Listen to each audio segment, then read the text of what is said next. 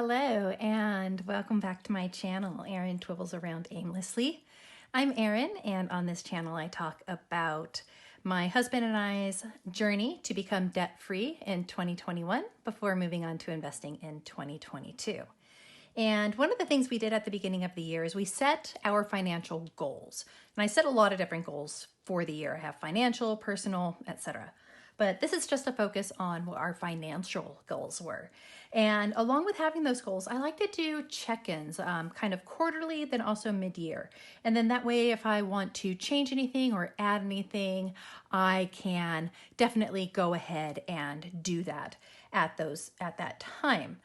Revisions I don't really make until probably about mid-year, but for checking in just to see how we're going, I'll do that earlier on. I wait until a bit longer for making any modifications just because I like to make sure that things are stable. 3 months, yeah, it's a goodish amount of time, but 6 months is definitely better. So I'll link the video up above of what our original financial goals were. It's basically had 3 whys for why we are focusing on these financial goals and why we're focusing on them in such intensity. And so if you haven't watched my previous videos, either on my debt confession or financial goals, etc., I was diagnosed with a terminal illness in July of 2020.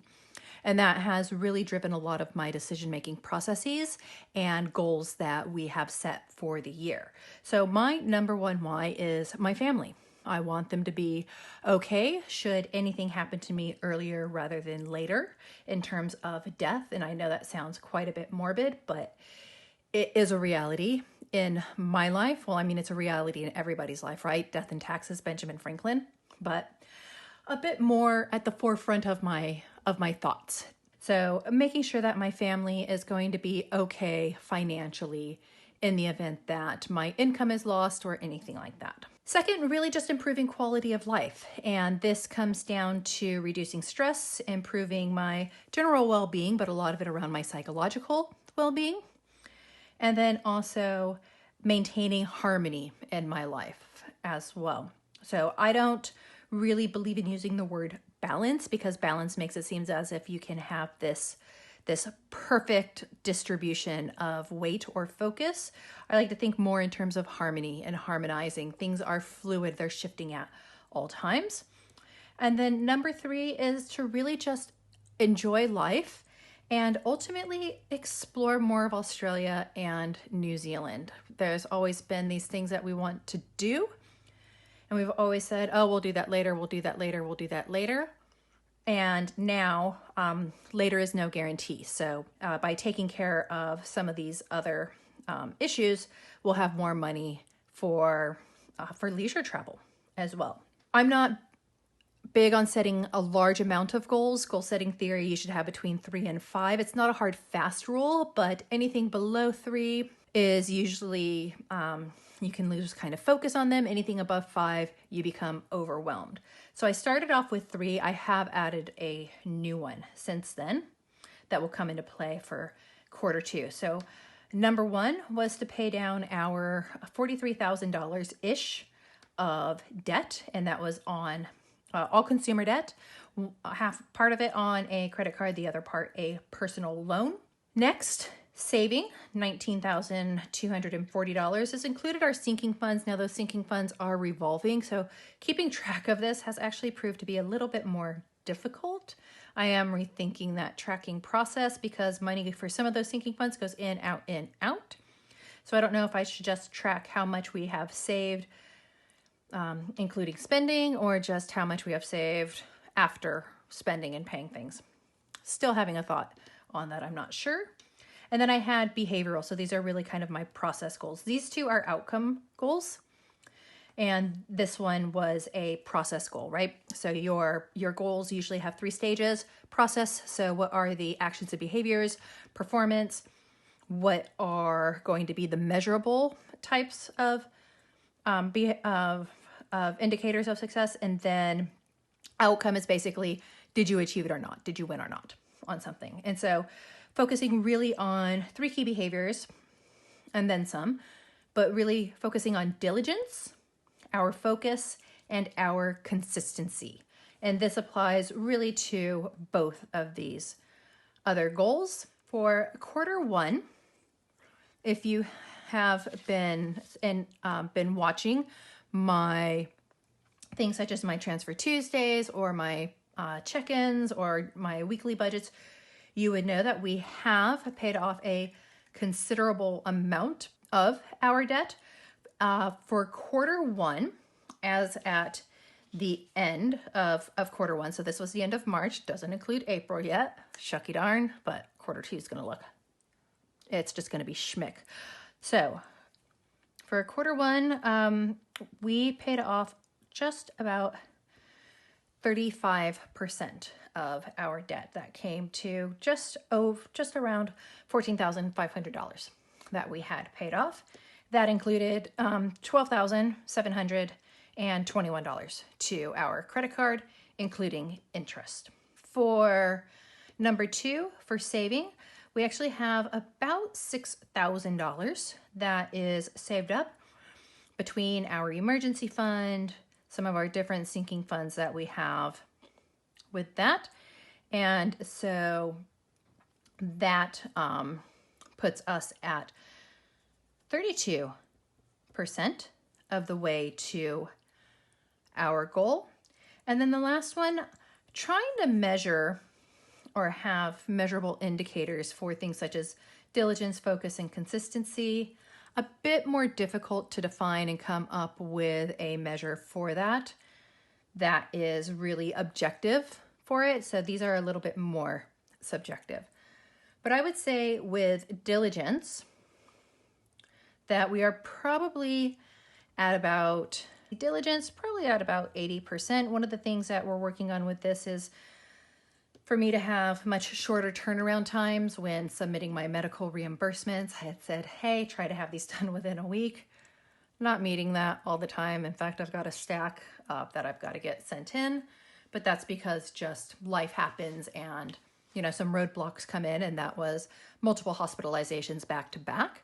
So before even getting the bills that I had to submit both to Medicare and to our insurance, I was back in hospital again. So working on getting better at that. For focus, we have been laser focused on what we're doing. So I would give myself 100%. If you watch any of my other videos, I said, particularly with our Transfer Tuesdays, our focus, particularly for the debt, has been just spot on.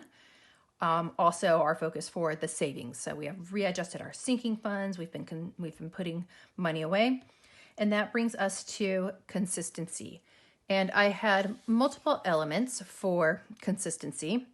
This included having 15 minutes per day updating I added in shortly after the start of the year. So probably about February, I added in our Transfer Tuesdays, and that was having a money movement every week instead of making one every 2 weeks or every month at some point during the month. And so I'll link up above my Transfer Tuesdays if you want to look at some of those, and you will see that we have been spot on consistent every single week for those. However, the other one was tracking and updating our spending. And I have been horrible at this. And it's just not my thing. I don't find it enjoyable. I find it quite tedious. I find it quite boring. And I really find it quite annoying as well. And I don't know that I will ever be a person that can update every single day. Every other day or every couple days, sure, not a problem.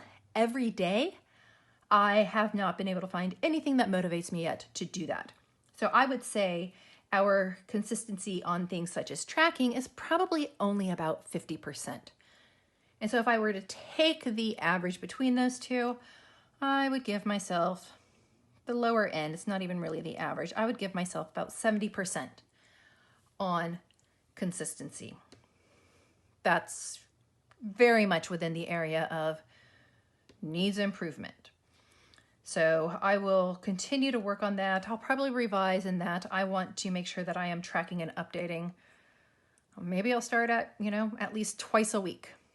And then once I get really good and consistent with twice a week for quarter 2, then maybe for quarter 3, I'll move up to 3 times per week. But we'll do that. The other one that we are going to put in now, so this is new, is we are going to start preparing to invest.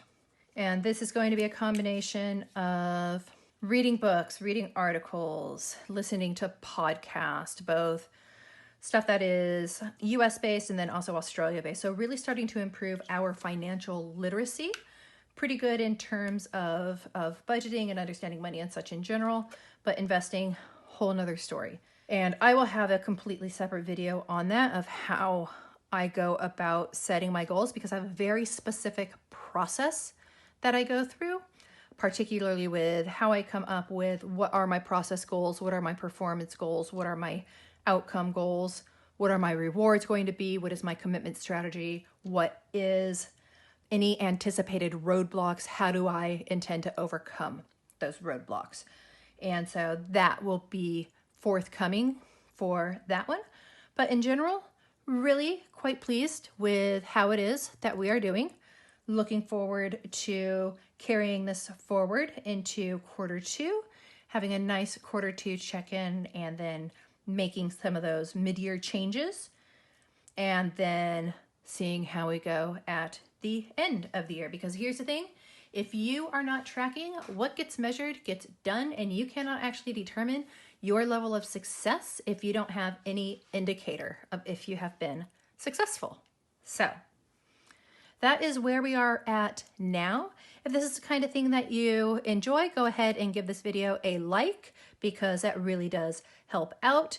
If you want to talk about how you're doing with your goals, staying on track, derailing, go ahead and leave that in the comments down below. I do get to comments, not always immediately, not always within 24 hours. I do read them, but it does take me a bit of time to get back and to respond, because, well, my life is a bit chaotic sometimes.